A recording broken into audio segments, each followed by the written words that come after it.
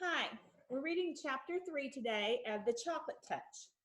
The birds were chirping in the tree outside John's window, and the sky beyond was deep blue. The bedroom door opened a few inches. Hey, sleepy, Mrs. Midas called. Everyone else is up.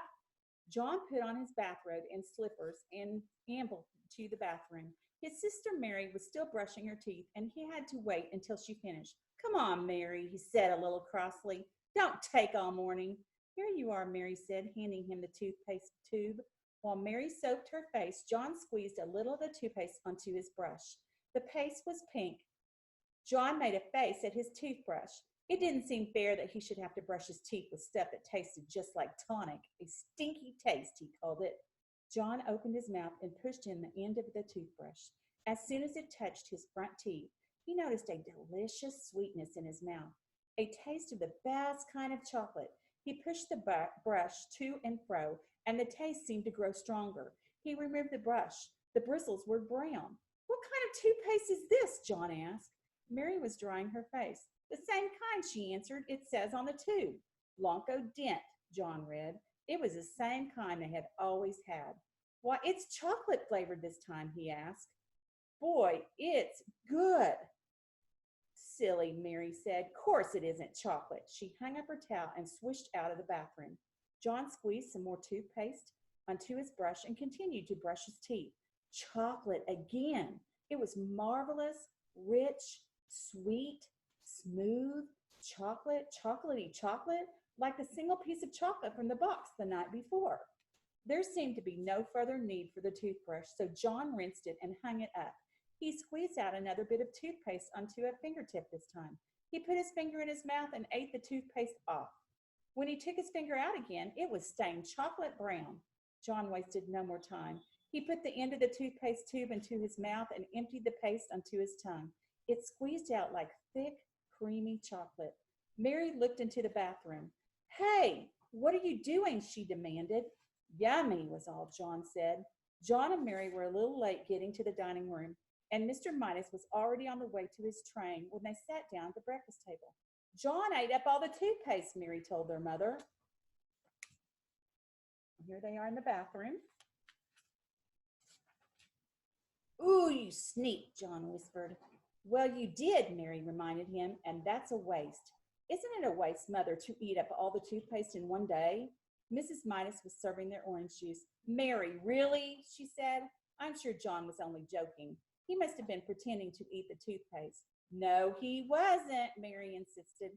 I was watching and I saw him squeeze it right onto his mouth. He said it was chocolate. Oh dear, protested Mrs. Midas. Chocolate again? Now I know it was just a joke. He just wished it were chocolate, Mary. Come now, drink up your orange juice, both of you. Your bacon and eggs will be ready in a minute. As Mrs. Midas left the room, John took up his glass of orange juice and put it to his lips.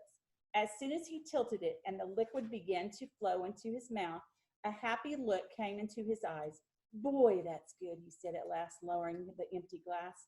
Chocolate juice. Mary looked at John, then she looked at her glass of orange juice. It was a bright orange color. She tasted it. It tasted like orange to her. It is not chocolate juice, she said. It's orange juice. Orange juice is good for you. Yes, John, Mrs. Midas said, hearing the last few words as she carried in the tray of bacon and eggs. You must drink your... She caught sight of John's empty glass. John, she said, you good boy. That's the first time in ages you've finished your orange juice without having to be told to. It tasted of chocolate, John explained. All right, Mrs. Midas said, very funny, but don't tease Mary too much. Remember, Mary's younger than you. John silently picked up his fork and sliced the yolk of his fried egg. The yellow broke over the white, and he shivered as he watched it, as he always did. I can't eat this, he told his mother. Of course you can, Mrs. Midas said. You drank your orange juice. Try to eat your bacon and egg. John scraped up a small piece of egg and put it into his mouth. It immediately became chocolate white and chocolate yolk. Both lovely, lovely chocolate. John mumbled. Chocolate egg. In almost no time, he had finished every scrap of egg on his plate. Then he tried the bacon. The bacon turned to chocolate too.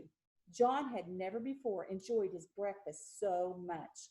After the orange juice that had turned to chocolate juice in his mouth, and the fried bacon and egg that had turned to fried chocolate, he ate 2 slices of chocolate toast with chocolate butter and chocolate marmalade, washed down with a glass of chocolate milk. I'm very pleased with you this morning, Mrs. Midas said as she helped John on with his coat.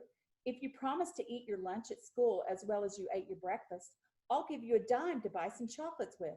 That's all right, John said. I don't think I'll need it. Mrs. Midas looked puzzled as she waved goodbye. In your journal, I want you to write about or record, why does John think he won't need a dime to buy chocolate? Explain that in your answer, and we'll see you for chapter 4.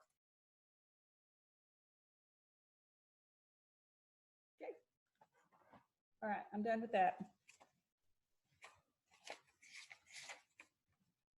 I'm going to have to do chapter 4 today, too. Okay, we'll figure it. All right, now.